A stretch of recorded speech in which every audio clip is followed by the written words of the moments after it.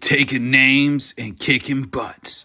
This is Headkicks and Haymakers.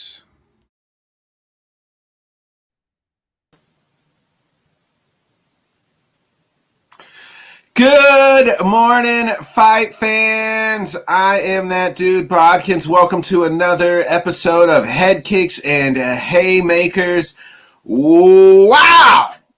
Wow, that's how I'm going to open up this show. Incredible night last night. As always, I'm joined with Mr. Smoking Amigo, Kenny Miller, and the main man, K with the Craig. Craig. Boys, wow. Let's go ahead and let's go ahead and jump right into it.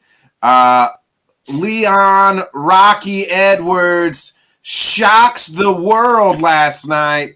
He was down three rounds to one going into the fifth round, and then it looks like he's going to lose. The announcers everybody's finishing him off. The announcer saying, hey, this is it. Rocky just didn't fly enough. He wasn't calculated, looked defeated in his corner.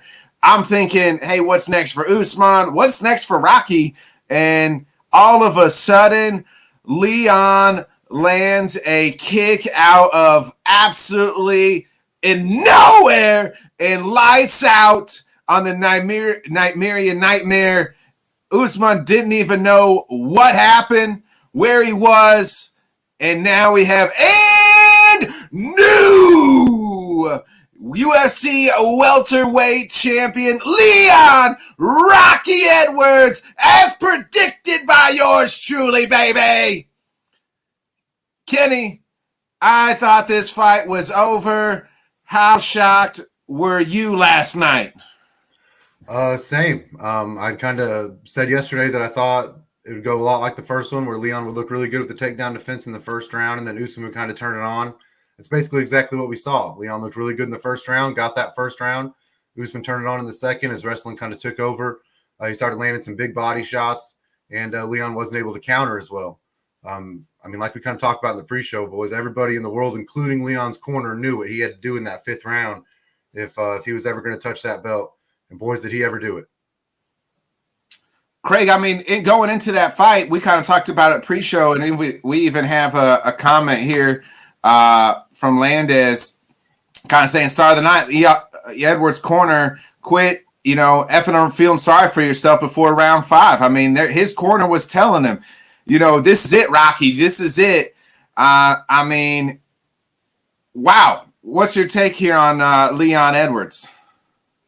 Yeah, for sure, man. Credit to the corner, like we were talking, just before we came live on the air, man. The corner was getting us pumped up. It was getting the fans pumped up. How could it not be getting Leon pumped up, But you're right. The first round, Leon came out and Leon looked good. And when he got that takedown of Usman, it was just kind of like Usman, like something clicked in his head, like, oh man, I've never been here before. This is some real stuff. But credit to Usman. We've seen him do this before, man. He makes great adjustments mid-fight, and he knows what he's got to do to win them. And then round 2, 3, 4, it was just, right back in Usman's ball game, in Usman's playing field. Those rounds kind of reminded me a lot of Usman Jorge the first time around, where Usman just controls the fight and knows how to win the scorecard. But man, you can't count out the strikers in this game. And like we always say, that's the beauty of this sport is, things like that can things like what we saw happen last night can happen. And that's what makes it so exciting. But you're right. Everybody, the crowd, the announcers, us, everybody. We laid Leon down in the grave. We put the dirt on top. We were setting flowers down, man. We already knew where it was going. And he just Undertakered out of that thing and landed a kick to Usman's face and crumbled him. Didn't even have to jump on top of him and get some hammer fists in before getting the ref to pull him off. It was one kick, crumble, game over. And credit to Leon. I picked him as my dog last night too, but I wasn't. I'm not gonna lie, I wasn't feeling 100% confident in that pick. I like Leon, but Kamaru is a bad man. So you got to tip your hat. And like the comment said there from Chris Landez, man, that corner I mean, it's just that his corner man going into round 5 knew what he needed to do, and they knew how to translate that to Leon. Yeah, I mean, there was a minute left in this fight. I mean, Kamaru Usman's a minute away from winning this fight. I mean, continuing this upper echelon of, putting himself in this GOAT class of, Anderson Silva and GSP. So, Kenny, I mean, is that all out the window? I mean, both obviously the Anderson Silva, like 15 fights in a row to start UFC career is over. But like, as far as like the GSP chase, I mean, we saw GSP stumble and come back. I mean, what's next here for the legacy for Usman? I think it's a little different than GSP's situation, just because GSP, when he stumbled, it was against Matt Serra, and that was before he was the GOAT. We've seen Usman now take a stumble while he was on that GOAT rise. I don't think that it's just all the train's completely off the rails. I don't think anybody can say that. He won 3.5 rounds of that fight. He lost the first round, and he lost the last minute of that fight in a bad way. But I don't think you can look at that and say, oh, Usman's done. I don't think anybody's looking at Amanda and saying she wasn't the GOAT after she lost to Pena. I think once they run it back, if it happens again, then we're looking at an Aljo Jan situation where it's like, oh, maybe he really does just have your number, and then we're having a different conversation. But if they run it back and Usman finishes him, then obviously he's right back where he belongs in that talk. Now, as far as the GSP Anderson Silva, those types of talks, those might take a little bit of a hit. It's going to take a few wins strung together and getting that belt back and getting a few more title defenses before he's able to really, I think, put his stamp on that again. Right now, he's just got to get the pound for pound crown back from Volk, right? Well, I mean, he's got to worry about Leon getting the belt back from Leon first before he worries about getting back the pound for pound. Well, those go hand in hand. He does one, he's going to do the other. Craig, that emotion last night. I mean, we talked about a minute left. I mean, imagine you're at the stadium there, and you're getting ready. You probably get ready to leave, right? Like, hey, I'm gonna beat traffic early, and all of a sudden you're just packing up, and you look back, and there's Leon laying out Usman. And the crowd just going absolutely nuts. That's what, the emotion that Leon had last night is absolutely why you love sports and why you love this, this game of fighting, because anytime this thing can change, it's hard to correlate like where does this rank at as far as like maybe upsets or like finishes that we've ever seen, Craig, because like I was trying to think about that this morning. To me, it's better than Pena and Nunez not as far as maybe the upset, just how it happened and when it happened. I think that's got to be right up there, this comeback victory, because it was all but, like you said, The Undertaker was, covering up Rocky here. I mean, where do you rank this as far as maybe like comebacks or fights? Or, I mean, this was just an absolutely crazy ending. Yeah, man, as far as comebacks, I mean, it's got to be up there. Actually, last night when it happened, I was thinking in my head, like, this has got to be up there with just the guys that have, like, how much time they've lost to fight and still pulled it out at the end. We all remember Chael Sonnen and Anderson Silva's fight. But, I mean, outside of that one, I can't remember a guy that was just outside of that first round. I mean, Leon was losing everything else after that. A guy that had been dominated for, 15, almost 20 minutes there, and then just pulls out a swift one to change the whole narrative. As far as upset wise, I mean, I think, when Amanda Nunez got beat, that was a bigger upset than Kamaru. And I mean, maybe that's just, I don't know. It's tough to tell, because I mean, we're sitting here talking Kamaru Usman could be one of the GOATs, but I think, I mean, we don't talk about if Amanda Nunez could be one of the GOATs. Amanda Nunez is the GOAT in the female fighting, in my opinion.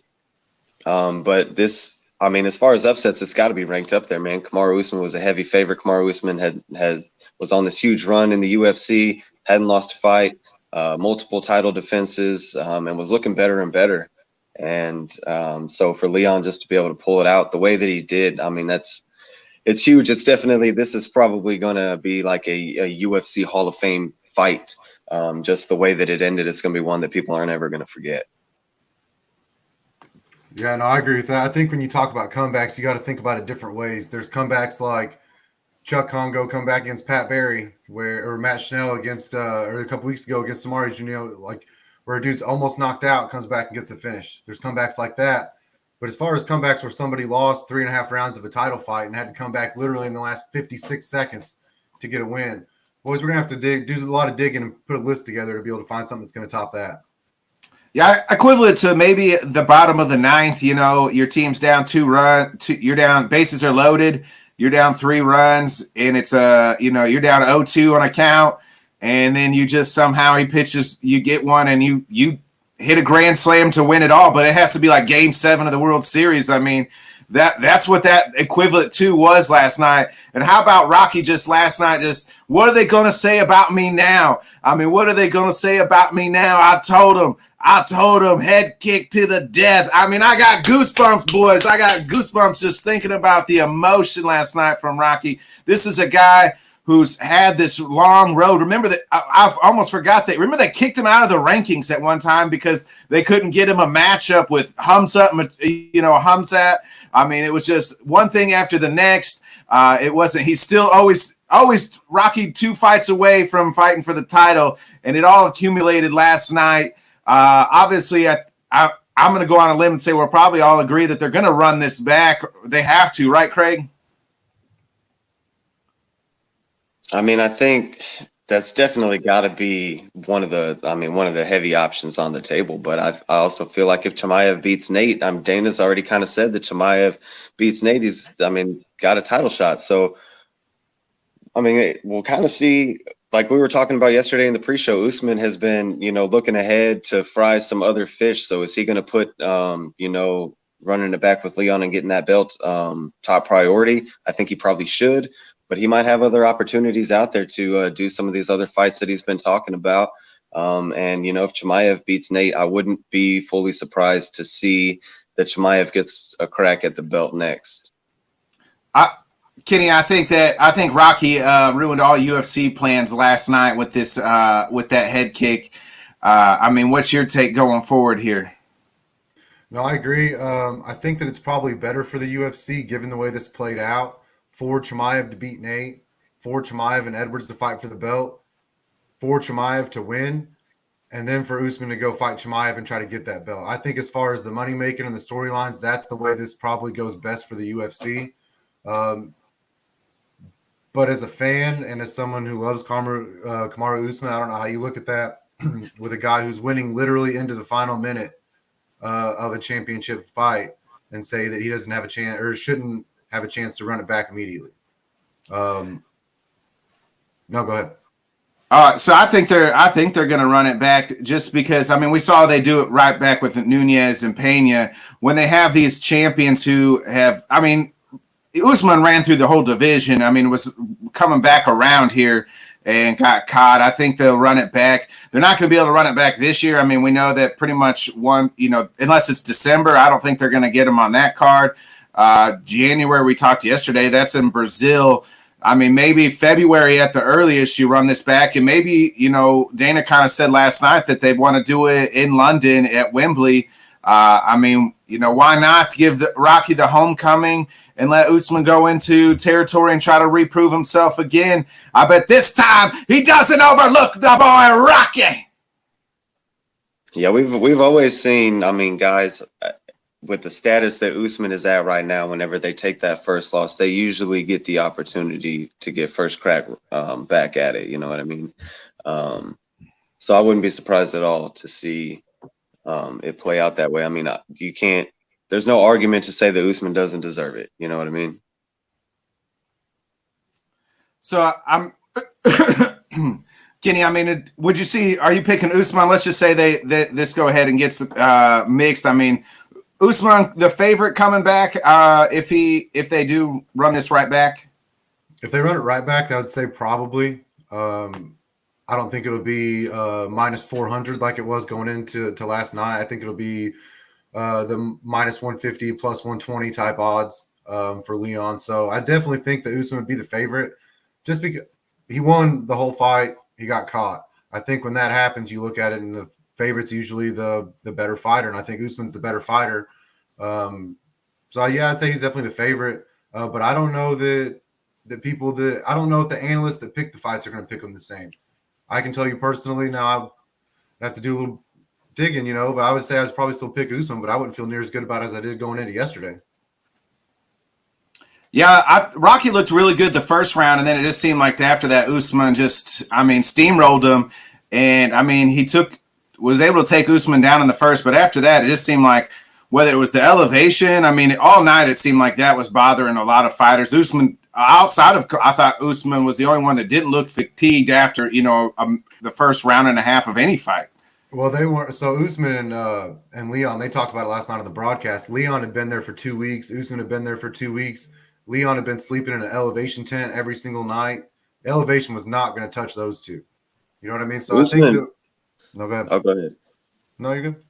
Usman also, he trains in Denver, I believe, right? So he trains at elevation. That ain't nothing for him. Yeah. So one thing I want to point out when you think back to Dominic Cruz, Chito Vera, one thing you see with these wrestlers, I even mentioned it yesterday as a strategy for Usman, the fake shot with the big right hook. The problem that we're starting to see is these counter strikers with these long legs that they got these lethal feet. They're waiting. As soon as you go for that fake shot, they're kicking you in the ear.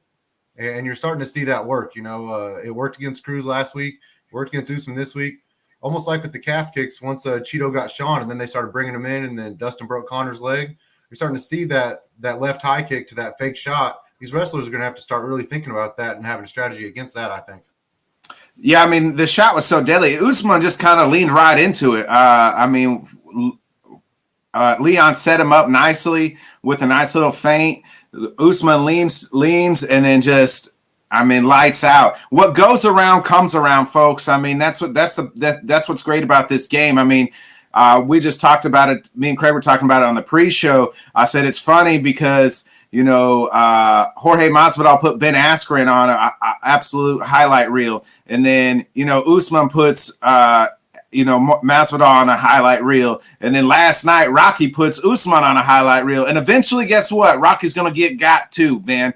That's just what happens when you have, when you're throwing, punches and bunches and legs and kicks in this game. Eventually, you're gonna get caught, man. And moving into our co-main, a guy who's probably no longer gonna get caught because he said I'm too old, is Luke Rockhold. I thought that loses to Pablo Costa last night, and what I thought was a surprisingly entertaining fight. Both guys were exhausted. We talked about it at the in the pre-show. Luke Rockhold after round one looked like us at basketball practice when we were teenagers, hands on our head, down below, breathing heavy. Just asking, Coach, take me out this game because I'm too old for this. And I didn't know if he was coming back out for the second round. All credit to Luke Rockhold. Busted nose.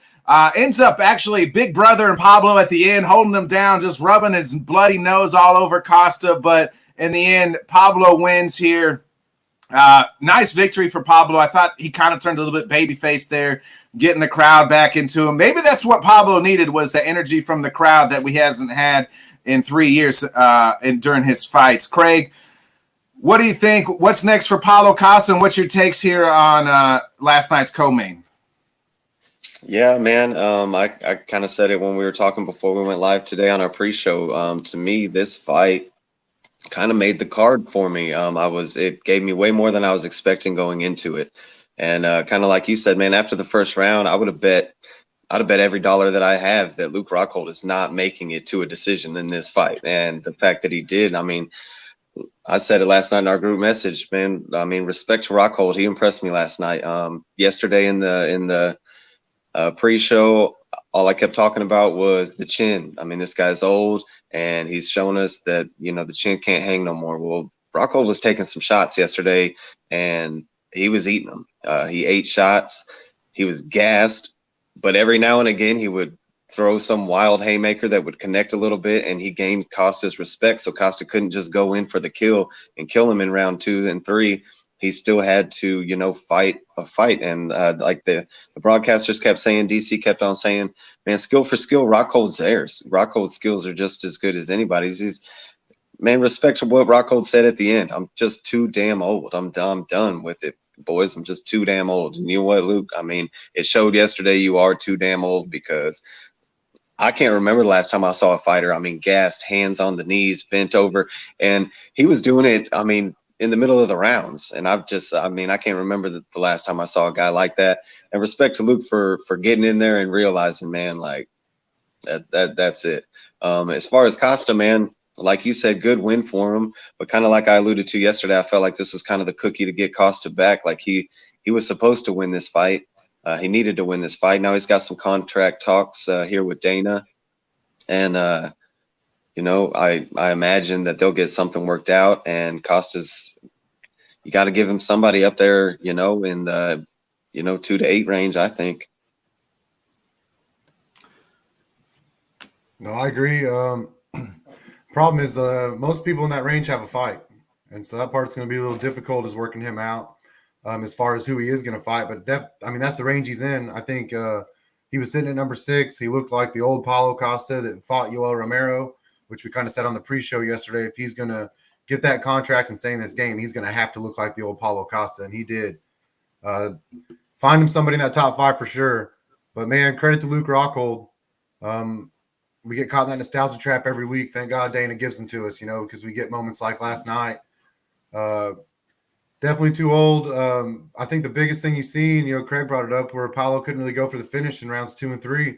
He was a little bit tired. But the thing found out about Rockhold, and DC kind of said it in the broadcast, every shot Rockhold threw in the second and third round was to kill somebody because he didn't have energy to do anything else. He couldn't throw punches and bunches. So if he was going to throw something, he started throwing 360 roundhouse kicks, everything else. He was doing everything he could to try to just catch him and get one iota of a finish. So kudos to him, man. He went out on a shield, went out the best way you can, didn't get knocked out, so that looked good. But no, Costa looked good again. He kind of looked the way he needed to stay in that mix and to really bring his name back to the forefront of somebody that needs to be 2 fights away from a title shot. My apologies to Luke Rockhold yesterday. I said that he would look like the Gustafsson fight. And so I always, I'll admit when I'm wrong, and I always love when I'm right. So I was wrong about Luke as far as he didn't look as bad as Gustafsson yesterday. But, in the middle of that fight, he's looking for a foul so he can get sit at the free throw line and put his hands on his knees and catch a water break. Except there's no timeouts and there's no free throw shots in fighting. This is what it looked like to me. I thought Paulo Costa looked in great shape. I thought he looked slimmed down a little bit. I thought he looked healthy, a lot better than he did in obviously his last 2 fights. I thought in both those fights he looked bigger. In this fight, I thought he looked a little bit more slimmed down. I just think the elevation affected him as well. They both looked exhausted and tired, but like Kenny alluded to on the pre-show is, it's different when Luke Rockhold, he's running for his life really. And, he's just tired because he's tired. And Pablo Costa's tired because he's trying to punch a hole through the wall and punch Luke Rockhold's lights out. As far as like what's next, I'm looking at the rankings, boys. We know Izzy's fighting number 5, Piera. I think I did see that, we know Marvin and Bobby Knuckles are fighting in a couple weeks. Maybe Paulo gets the winner. We know that him and Vettori already fought a couple, in that whole mess. Maybe they try to run that one back. Maybe they do him and Bobby Knuckles. This Paulo Costa didn't fight Marvin Vettori, though. Not the one That's we saw true. last night. And you could almost give Paulo the loser of that fight too. There's Jared. I think they're doing Jared Cannonier and Sean Strickland. I think Brunson's got a fight. I can't. Oh, it's Jack Hermanson. Yeah, that's who they're talking about. So I don't know who's next for him.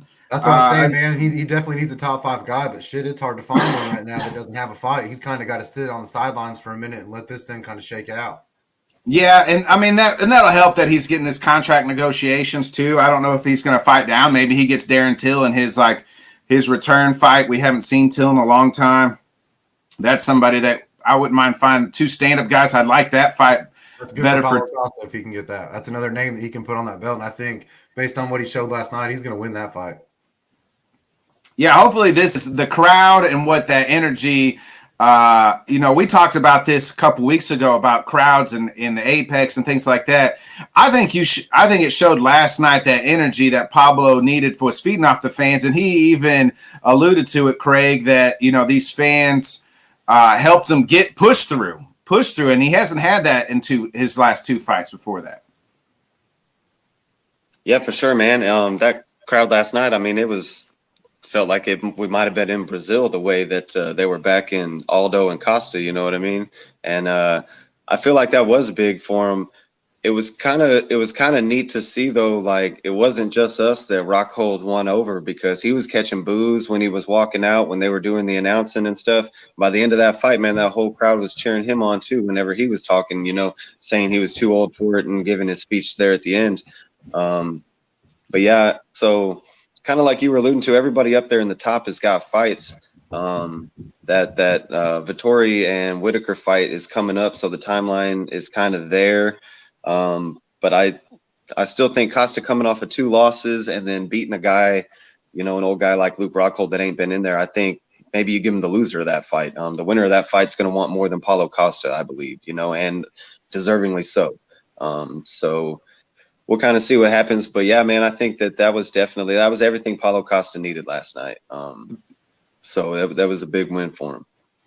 You're talking Vettori and Bobby Knuckles. The winner of that fight is all on board praying that Alex Pierre knocks out Izzy, because that's the only way those two are ever getting back to the title shot. Izzy's going to have to lose because he's beat them boys twice. So, I mean, they're probably praying that Alex Pierre knocks out Izzy, so maybe they can make a name, for their name to be back in that title hunt eventually. But right now, I don't see either one of those two in. So if you could give the winner still Paulo Costa, because it's not like that the winner's fighting for a title, even though they're 1-3, right, or 1-4, I think, ranked in the middleweights. Yeah, the whole division's got to be, hoping for Pierre. Just like, I mean, the whole division last night was rooting for Leon. And look for the trash talkers of that division to come out of the woodwork, because the Jorge Masvidals and the Colby Covingtons, now that Usman isn't standing up there with the belt, they're going to come out, start running their mouths and see, if they can't get something lined up. So I think it's kind of the same thing here. Bobby Knuckles, we've said it before, Bobby Knuckles is the champ of that division. He can beat everybody except for Izzy Adesanya. So anytime Adesanya is fighting somebody, you got to think, those guys are just everybody in that division is hoping he loses. Yeah, I mean, outside of the light heavyweight division, when you think about it, all the divisions are sitting there hoping the champ just gets the heck out of the way.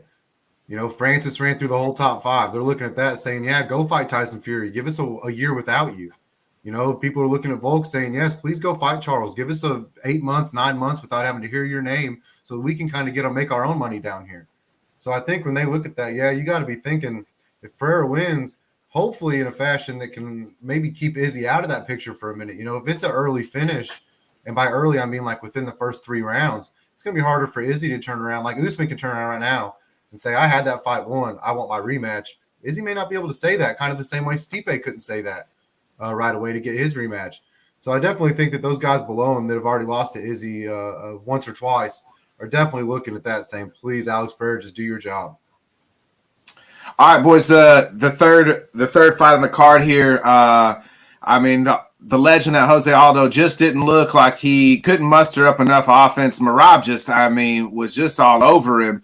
Attempted takedown. Finally did take Aldo down, I think, one time, but just was pushing him up against the cage. I mean, Merab's pace was absolutely just insane.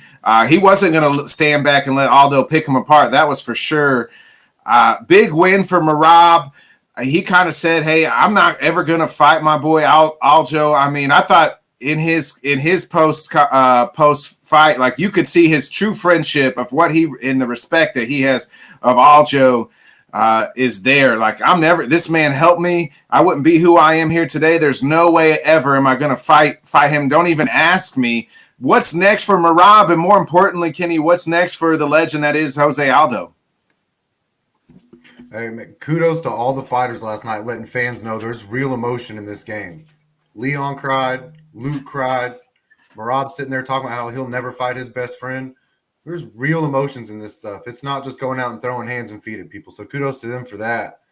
As far as Merab, man, he's kind of in that spot you brought up yesterday on the pre-show where Aljo said that he would consider moving up to let Merab fight for that title. Well, you better go out and beat TJ and move up then, because Merab definitely is in line for that title shot, I think, after that. I mean, the only people above him, Peter Yan's got to fight. TJ's fighting for the belt. So I think that you got to look at Merab. That was definitely his title eliminator fight. Jose, you kind of brought it up yesterday. Maybe a legend fight with him and Cruz. somewhere in there, that 5 to 10 range. Give him another fight where he can make some money. Give him the third or fourth fight on a pay-per-view. Definitely give him somebody though, but give him a fight he can win. Man, he's only got one or two more. He's kind of just getting to the end of the line. I think you seen last night that his counter striking was on, and he was hitting Merab with some power shots. But Merab's just pace. His head was never in the same place. You couldn't keep up with him, and you could tell. I mean, when Merab had him against the cage, it might have been boring to some people, and Jose was getting frustrated, but Merab was winning. I mean, he won that second round in a big way, just because Jose couldn't get anything going. And when you think about that, man, there's a lot of them fighters. We're talking about Pereira and Izzy kind of the same way, where Izzy likes to sit back and just try to counter-strike people. Pereira ain't going to let you do that either. And so I think that's one thing that makes Merab really, really intriguing and a very entertaining fight. And I'm excited to see him get that title shot. Craig, I mean, is Merab title fight next? I'm on the Cheeto Vera title shot, just because I wasn't on last week's episode, but it's too long. But I just think that Cheeto, with the knockouts and the run that he's been on, has been a little bit more impressive than Merab. As far as, but I mean, I guess Merab had the bigger win over Jose Aldo, but I'll take the guy who's got the knockout highlight reels. And Merab's already saying, he's not fighting Aljo. Maybe you match up Cheeto and Merab, and winner gets the title shot. That's kind of where I was going to say. Yeah.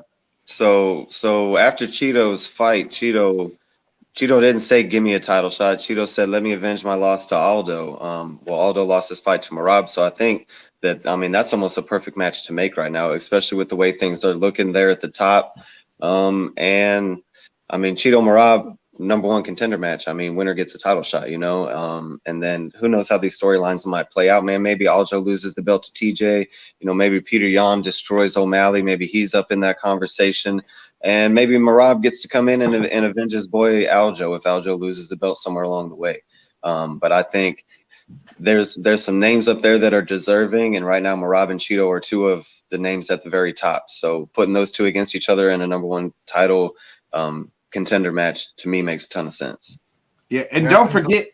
Go ahead, Ken. I was just going to say, don't forget about Triple C coming back as well. The reigning defending champion who never lost his belt, just retired. I put that in loose quotes because I don't ever think he really wanted to retire. He just was trying to get more money, and then realized that the UFC is bigger than him. So. But anyway, Triple C could come back and say, "Hey, I've never lost my belt. Give me the title shot." And I think Cheeto said if he wants to skip the line, let him skip the line. He deserves it. So this bantamweight division, we talked about it earlier. It's kind of this Grand Prix tournament right here. So Merab and Cheeto advance here, Kenny. What's next here? No, I definitely like the Merab Cheeto matchup. I think the good thing. Maybe the bad thing, but I think it's a good thing at 135 and 145. You're kind of seeing there's a lot of guys that are deserving, a lot of guys that can make a case, but nobody that's clear cut. And so there are a lot of fights to make whenever there's a lot of guys that are deserving and nobody that's clear cut to go find the guy that is clear cut. So I think if we can't get anything else lined up, then no other fight will make more sense than Cheeto and Merab in a number one contender fight. Yeah, Peter Yan and O'Malley might have something to say about that here in a few months. And then we still have a main event between Corey Sandhagen and Song Young Dong. So, those two guys as well could, eventually kick down the door. And, we know Corey Sandhagen, he's fought who's who, did take the Peter Yan fight on short notice, but he's right there. Song Young Dong's trying to knock his way into the top 5. We know O'Malley and Yan are as well in October. All these guys here are trying to make their claim here for who's next. Go out and prove it. And one of the things about Aldo, man, like we said it yesterday, if he loses this fight, his title contention is kind of done. But to me, as old as he is, man, Aldo just, he seems like he's still in it, still wants it. So I don't know if his next fight is his retirement fight. I kind of think it kind of depends on what he wants. I also think it would have been a little, like we talk about Dominic Cruz a little bit differently, because it's a little bit different when we see you get knocked out. And Jose Aldo didn't get knocked out. He just got outmatched yesterday. Going into that fight, I said, I mean, to me, this fight all comes down to if Merab can get him on the mat. And if you would have told me that Merab would have been 0 for 16 on takedowns against Jose Aldo, I'd tell you that I think Jose Aldo won the fight. But, still Merab was just pushing the pace and putting the pressure on. But even there at the end, Aldo, you could see in his body language, he felt that he had a case, or at least he was, acting like he thought and felt that he had a case that he could have won the decision there. So I think in Aldo's head, I think he thinks he could still come out and win in 2 or 3 fights and get a title shot before he's done. I don't think that that's going to happen, but I don't know that Aldo's just going to sign off on a retirement fight as his next fight. I could be wrong, but I don't get that feel from Aldo. And he may not, but I think the situation that Aldo's going to find himself in is that in order to stay in that mix, he's going to have to evolve. And the only way to do that, the way the division looks right now, is to pick up that pace and be able to keep up with some of these guys. Because you're seeing a lot of these guys, that's their new strategies. Just keep the pace up so those big, long counter strikers never get a chance to set their feet and then knock you out. And so I think that the problem with that is DC even mentioned it last night in the broadcast. Aldo's got cardio issues in the 3rd, 4th, and 5th rounds historically. And so for that evolution to be, he has to pick up the pace even more. I just don't know if we're going to be able to see him do that. It's funny that we talk about how old Aldo is because he's been fighting forever. But, then they flash up his thing and he's only 35, which, I was like, wow, how is Jose Aldo only 35? I thought he was like 45. But, nevertheless, legend in the game. I would like to see him and Cruz go at it, maybe in Brazil in just January. That gives them both enough time. Something to me says Dominic Cruz won't do that, but I'd like to get Aldo a fight in Brazil at least one more time here in January. I was looking at, I guess he did already beat Rob Font. Maybe he gets like Ricky Simone or somebody like that, or one of these losers here in this little Grand Prix tournament. If Song Yang Dong loses, or even if Corey Sandhagen loses, I could see them pulling that fight. All right, boys. Well, let's get into the final 2 fights here. Not much really to talk about. Nice win for Lucia Padalova. She just looked a lot better here. It looked like whatever she was doing, working on when she was away from the UFC, put it together. And nice win here as well for Tyson Pedro. The biggest favorite on the card. We talked about it yesterday. Made easy work of Harry Hunsucker. What's kind of next? I think we kind of talked about it the pre-show. Both those girls, like, hey, just they're going to match up with somebody that's probably underranked again. But is it time for somebody for Tyson Pedro? This is a guy who's his last 2 fights was plus like 400, 500, favorite. Is it time to give him somebody that's maybe ranked here in this light heavyweight division, Kenny? I definitely think so. I think that if you get a fight on a pay-per-view card and you go out and knock a guy out in the first minute, I think whatever you've shown is that you've definitely earned yourself a ranked fighter. There's a lot of guys in that 10 to 15 range, some guys coming off some losses that you can definitely put him against. There's Sakic. There's a bunch of dudes down there. Throw him in there. What he showed last night, what I thought was crazy, Hunsucker moved down from heavyweight and was still half the size of Tyson Pedro. I don't know how that's possible, but that was ridiculous. Tyson Pedro is a big, powerful son of a gun. So I definitely, throw him out there, give him somebody in that 10 to 15 range of light heavyweight, and let's do it. Yeah, I agree. Whenever, like you said, whenever you're on a pay-per-view card and you're finishing fights, in the first minute of the fight, it's time to send you something more. And like Bodkin said, whenever you're plus 400 or 500 in consecutive fights, then it's time for you to move up the chain.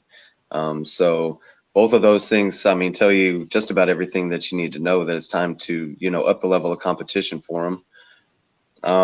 Man, that fucking stomach kick that he hit him with was nasty, dude. That was nasty. And credit to Pudilova in her fight. When she was coming out, DC kept on talking about how she's been working on her boxing and this and that, working on her boxing. Well, in the clinch and the ground and pound, looked like she'd been working on that too, because she did a great job there. That's kind of where she dominated the fight. She was mixing her boxing in there a little bit, but to me, I was impressed kind of how she manhandled there in the clinch and then on the ground. Yeah, for Tyson, I was going to say give him Jimmy Crute, but I don't think he wants to fight another Australian. So maybe Johnny Walker, Dustin Jacoby. They're that's the 14 and 13. I think Johnny Walker. I don't think he's fought has he since he got his Sweet Dreams lights got put out. I think doesn't he have a fight coming up? No, Krylov called out Johnny Walker, but I don't think they ever set that up, didn't he? Yeah, I can't. Yeah, I think you're right. Yeah. Yeah, Krylov called him out, but I like that fight with Pedro a lot better for Johnny Walker than fighting Krylov. Now, not necessarily for his rankings. I know Krylov probably looks at Johnny Walker looks at Krylov at 11 and says, "Give me that." I think that fight for Johnny Walker probably makes more sense if it's Tyson Pedro. Yeah, So, I mean, I'm looking at it right now. So he's set up. Johnny Walker's fighting Cutabella. Okay. But that fight's it's on the next fight night, September 10th. So I mean, it's still the timeline is still pretty dang close there. Yeah, but if Johnny Walker wins that, he's not fighting no unranked guy. He's not. No, he's not. So, boys, before we get out of here, a little fight news called in last night. Tony Ferguson moving up to welterweight here, going to take on the Leech. I mean, last time we saw Tony, his head was getting punted out by Mike Chandler 50 yards. And, I mean, now Tony's finally moving up here to welterweight. Is this the last gasp, Craig, for Tony Ferguson? It's going to be on the next pay-per-view here. Or, if Tony loses, is it time for Tony to retire? If Tony loses, I mean, yeah, I think it's time for Tony to retire. We were talking a little bit on the pre-show yesterday about guys, that have lost consecutive fights and then switching divisions. To me, that's kind of you're grasping at your final straws there. We're sitting here talking about, Jose Aldo, how old he is in his retirement fights. He's 3 years younger than Tony, and Tony's, coming off of 4 straight losses. So I think you got to be looking at Tony he's got to be getting close to the end. Tony's still got a bit of the name, I guess, but Tony's 38 years old. He's moving in divisions. So yeah, I think, if Tony loses this fight, what else is there for Tony? Yeah, you got to think that if Tony loses this fight, he's probably got one more, and that's going to be his farewell fight. If he wants to go that route, unless he just wants to take the L and go.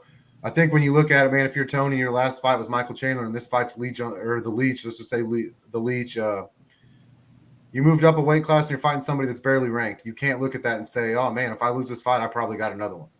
When you talk about Tony Ferguson, that's a dude that held the interim belt. It's a dude who's fought the who's who at 155. You move up to 170 and fight somebody that there might be people that still haven't heard of the Leech. You can't think that if you lose that fight, you're going to keep going. I definitely think it's a scary fight for Tony to move up and fight. Man, the Leech is a big welterweight.